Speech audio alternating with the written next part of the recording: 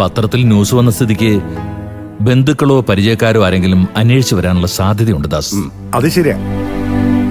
ഇവിടുത്തെ സ്റ്റേഷനിൽ missing കേസുകളൊന്നും വന്നിട്ടില്ലെന്നാണ് police പറഞ്ഞത്. അപ്പോ ഈ നാട്ടുകാരനാവാൻ സാധ്യത കുറവാണ്. ഇതൊക്കെ പറഞ്ഞിട്ട് തന്നെയാ പോലീസുകാർ ന്യൂസ് കൊടുത്തത്.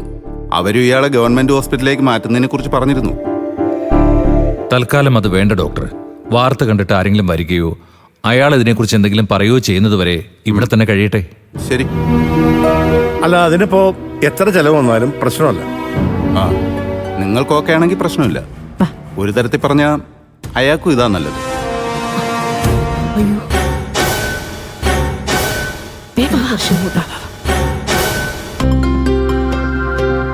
ഇവിടുത്തെ ട്രീറ്റ്മെന്റ് പേഷ്യന്റിന് സ്പീഡ് റിക്കവറി കൊടുക്കുന്ന എനിക്ക് തോന്നുന്നത്. പ്രായമുള്ളൊരു മനുഷ്യനല്ലേ, എവിടെയെങ്കിലും ഉപേക്ഷിച്ചിട്ട് പോകാൻ മനസ്സ് വരുന്നില്ല. നാളെ നമുക്കും ഈ അവസ്ഥ വന്നുകൂടായിക്കൊന്നുമില്ലല്ലോ. ഇങ്ങനെയൊക്കെ ചിന്തിക്കാൻ കഴിയുന്നതും ഹെൽപ്പ് ചെയ്യുന്നതും വലിയ കാര്യം തന്നെയാ. ക്യാഷിന്റെ കണക്ക് നോക്കി മുഖം തിരിക്കുന്ന ആൾക്കാരാ നമ്മുടെ നാട്ടിൽ കൂടുതലും.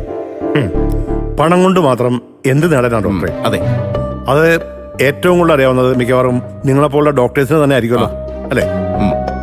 ഏതായാലും നമുക്ക് നോക്കാം. ആരെങ്കിലും വരാതിരിക്കില്ല.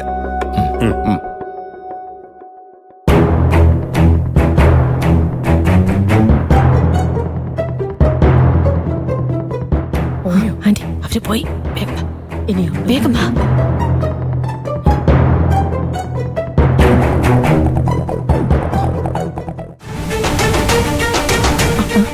ഹർഷേ, ഇയാൾക്ക് എന്താ ഇവിടെ കാര്യം? അതെ, എനിക്ക് തോന്നുന്നത് മാഷും ദാസങ്ങളും കൂടി ആയിരിക്കണം ശേഖരൻ ഇവിടെ കൊണ്ടുവന്ന് അഡ്മിറ്റ് ചെയ്തത്. അല്ലെങ്കിലും അനന്തം മാഷും അയാളുടെ മക്കളും എന്നും എനിക്കൊരു പാരയാ. അയാളുടെ മക്കള് കാരണം എനിക്ക് വീട്ടിലാണെങ്കിൽ സമാധാനമില്ല. അതെ, ഇവിടെയോ അയാള്.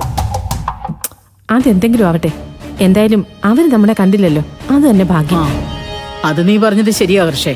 അവരെങ്ങാനും ഇവിടെ വെച്ച് നമ്മളെ കണ്ടിരുന്നെങ്കിലേ അതോടെ തീർന്നു. ആന്റി, ഈശ്വരൻ ആന്റിയുടെ ഭാഗത്താ. അതല്ലേ നമ്മൾ അവരുടെ മുന്നിൽ നിന്ന് രക്ഷപ്പെട്ടത്. ഇല്ല ഹർഷേ, രക്ഷപ്പെടണമെങ്കിൽ ഈ ശേഖരന്റെ കാര്യത്തിലൊരു തീരുമാനം ഉണ്ടാവണം.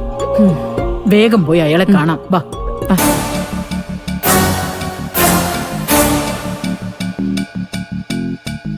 അവിടെയായിരിക്കും, നമുക്ക് പോയി നോക്കാം. ഇതാണോ ഇനി റൂം?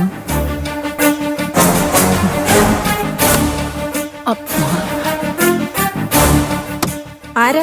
എന്താ? പത്രത്തിലൊരു വാർത്ത കണ്ട് ഞങ്ങൾ വന്നതാ.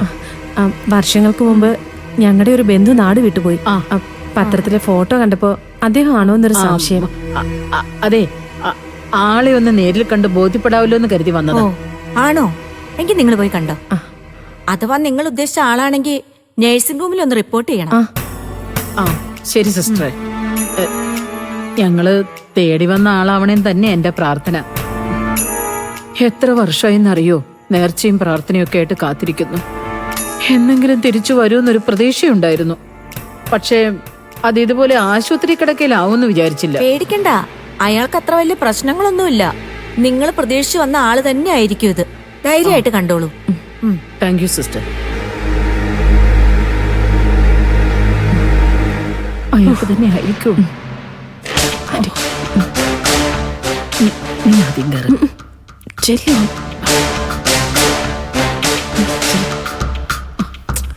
ആന്റി ചെല്ലേ, ചെല്ലാന്റി.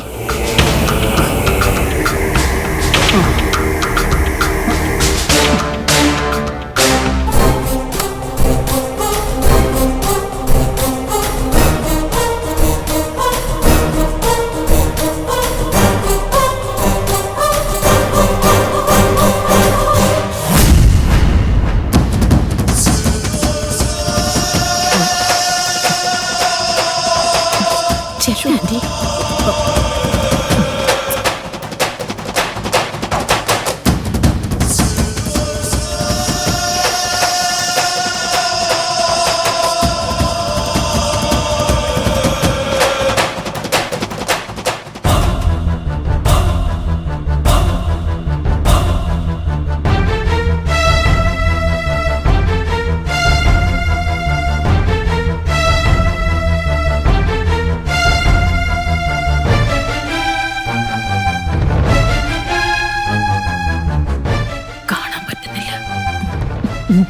ശേഖരനാണോ? ആന്റി വിളിച്ചു നോക്ക്. ശ്ശോ.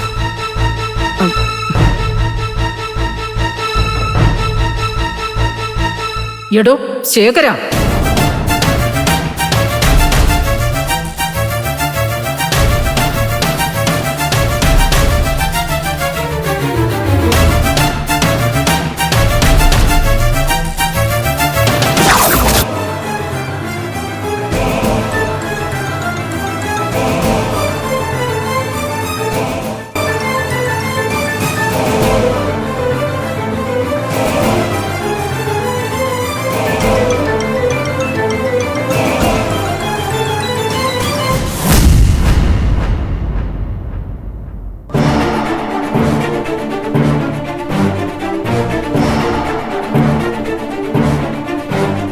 എന്താ തന്റെ ഉദ്ദേശം? ഇത്രയും വർഷങ്ങൾക്ക് ശേഷം താൻ എന്തിനാ എന്റെ നമ്പർ തേടി പിടിച്ച് വിളിച്ചത്?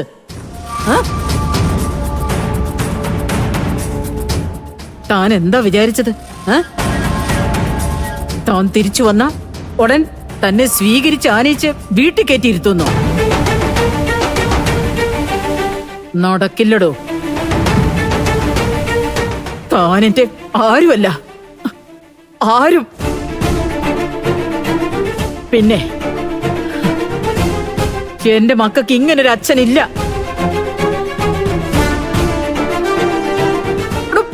തനിക്ക് നാണമുണ്ടോ? 2 മക്കളെ ജനിപ്പിച്ച് തന്നത് പോരാഞ്ഞിട്ട് തനിക്ക് എവിടുന്നോ കിട്ടിയ ഒരുത്തിനെ കൂടി എന്റെ തലയെ കെട്ടിവെച്ച് തന്നില്ലടോ താൻ. അതിനുശേഷം ഞങ്ങൾ എങ്ങനെ ജീവിച്ചെന്ന് തനിക്കറിയോ? അറിയോ? ഇല്ലല്ലോ. ദേ, ഞാൻ ഈ ലോകത്തിൽ ഏറ്റവും കൂടുതൽ വെറുക്കുന്നത് തന്നെയാണെന്ന് തനിക്കറിയാവോടോ?